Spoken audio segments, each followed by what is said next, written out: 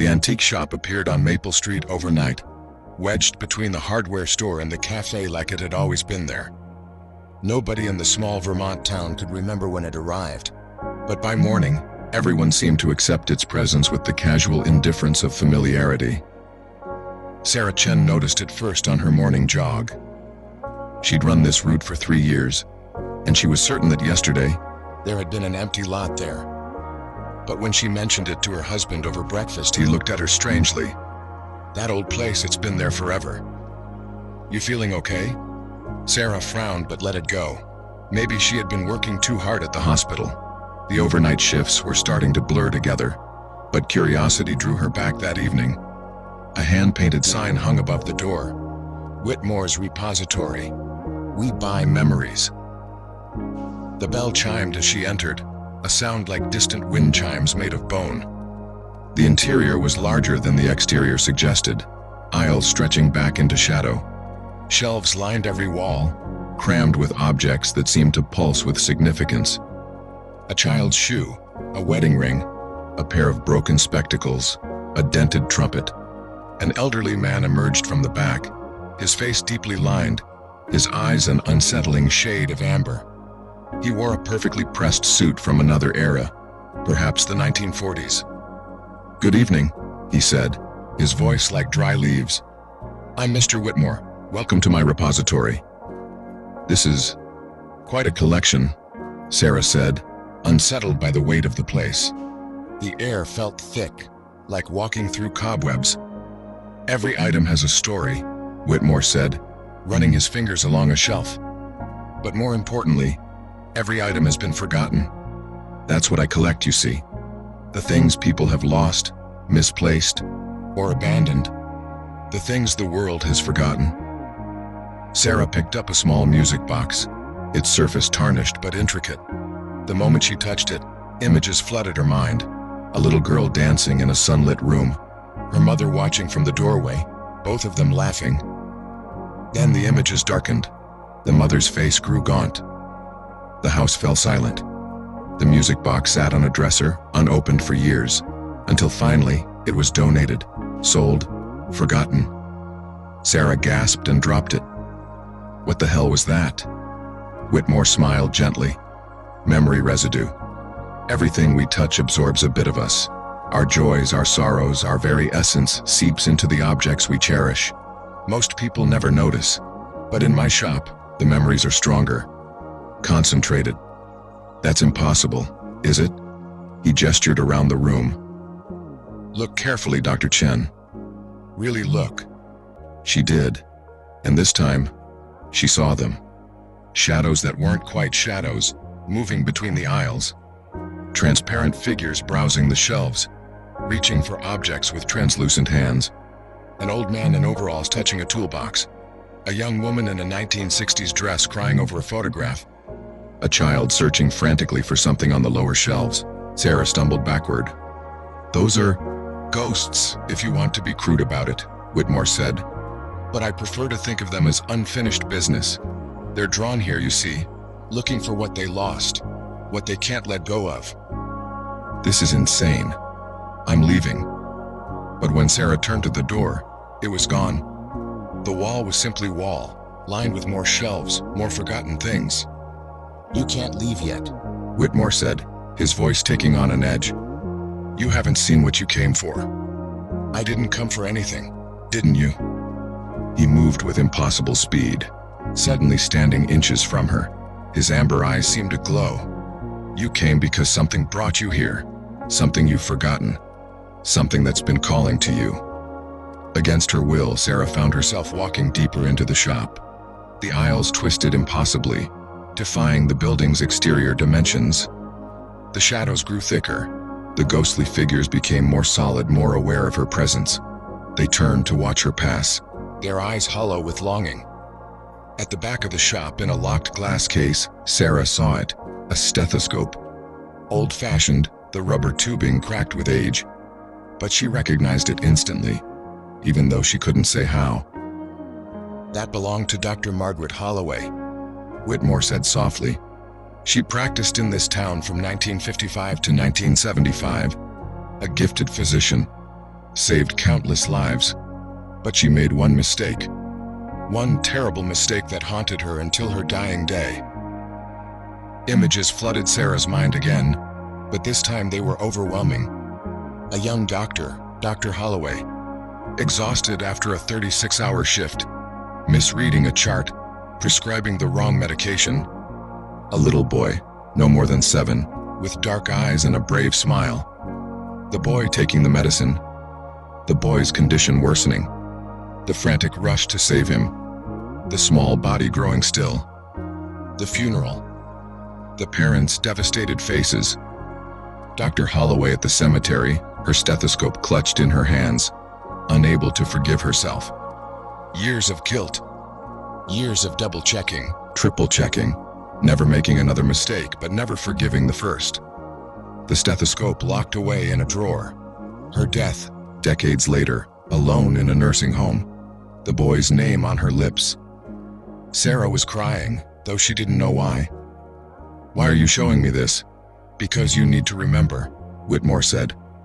"You need to remember what you've forgotten." "I don't know what you're talking about." But even as she said it, something stirred in her memory. A night, 6 months ago, an emergency patient in the ER, a man with chest pains. She'd been so tired, so overwhelmed. The triage nurse had flagged him as urgent, but Sarah had made him wait. She'd thought it could wait. She'd thought, "No," Sarah whispered. "No, he was fine. He went home. I checked the records later. He was discharged." "Are you sure?" Whitmore asked. "Or did you just tell yourself that? Did you look at his chart, or did you look at someone else's? Did you forget to follow up? Did you simply forget?" The memories came rushing back with devastating clarity. The man's face, pale and sweating. His wife's worried expression. Sarah telling them to wait. Just a few more minutes, she had other patients. The waiting room, the man slumping over, the code blue, the failed resuscitation, and then nothing. A gap in her memory, as if those moments had been carefully excised. "You couldn't live with it," Whitmore said gently. "So your mind did what minds do. It protected you. It forgot. But the guilt remained, buried deep. And it brought you here." Sarah sank to her knees. "Oh God. Oh God, I killed him. I killed him and I forgot." "Not killed," Whitmore corrected. "Failed. There's a difference. Dr. Holloway didn't kill that boy. She made a mistake. Just as you made a mistake. We're all human, Dr. Chen. We all make mistakes. The question is, what do we do with them?" He unlocked the case and handed her the stethoscope. The moment she touched it, she felt Dr. Holloway's presence, the weight of 50 years of guilt and regret. But she also felt something else. Forgiveness, understanding, the quiet acceptance that we are all flawed, all failing, all struggling to do our best in an imperfect world. "You have a choice," Whitmore said. "You can leave this here. You can walk out that door and forget again. Your mind will protect you. You'll go back to your life and this guilt will remain buried until it rots you from the inside out. Or you can remember. You can carry this with you. You can let it make you more careful, more compassionate, more human. You can learn from it instead of hiding from it." Sarah looked at the stethoscope in her hands, then at the ghostly figure of Dr. Holloway standing beside her. The old doctor nodded slowly, and then finally she smiled. The tension left her transparent form. She touched Sarah's shoulder with a hand that felt like cool air, and then she faded, dissolving into nothing. "She's been waiting here for decades," Whitmore said. "Waiting for someone to understand, waiting to be forgiven. You gave her that." Sarah stood, still holding the stethoscope. "What happens now?" "Now you leave. You remember. You forgive yourself, slowly, as Dr. Holloway should have forgiven herself. And you become a better doctor. Not a perfect one, that's impossible, but a better one." The door appeared again, visible at the end of the aisle. Sarah walked toward it but paused at the threshold. "Will I forget this place too?" "Most people do," Whitmore admitted. "The mind protects itself, remember? But the lesson remains. The forgiveness remains. That's what matters. Sarah nodded and stepped outside. The cool evening air hit her face like a splash of cold water. She turned to look back at the shop, but there was only an empty lot, overgrown with weeds. In her hand, the stethoscope was gone. But in her pocket, she felt the weight of her own stethoscope, the one she used every day. And somehow it felt different now. Heavier, more precious, more honest. The next morning, Sarah couldn't quite remember where she'd been the night before. There was a hazy recollection of a strange shop, an old man, something about memories. But the details slipped away like water through her fingers. What remained was a feeling, a resolution. She went to the hospital and requested the files from 6 months ago. She found the case she'd been avoiding, the one her mind had carefully buried. The man who died in the waiting room. His name was David Morrison, and he'd been 52 years old. Sarah read through the entire file, forcing herself to confront every detail. Then she did something she should have done months ago. She drove to the address listed for his next of kin. Mrs. Morrison answered the door, her face aging in grief since the photo in the file. "I'm Dr. Chen," Sarah said, her voice shaking. "I was working the night your husband came to the ER. I need to tell you something. I need to tell you that I'm sorry." The conversation that followed was the hardest of Sarah's life, but it was also necessary. Mrs. Morrison cried, Sarah cried. No forgiveness was offered, and Sarah didn't ask for it. But honesty was given, and that was something. As Sarah drove away, she felt lighter than she had in months. Not healed. Healing would take time, but honest. Finally, brutally honest. She never found Whitmore's repository again. She looked for it sometimes, walking down Maple Street, searching for that strange door. But it was never there. Years later, after Sarah had retired from medicine, after she'd trained dozens of young doctors and stressed the importance of rest, of double-checking, Sarah smiled and carefully placed the stethoscope back in the box.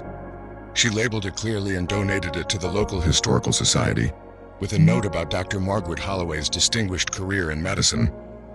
Some things she'd learned are too important to forget. Not the guilt. Guilt serves no one. But the lesson, the humanity, the understanding that we are all broken, all struggling, all desperately trying to do better.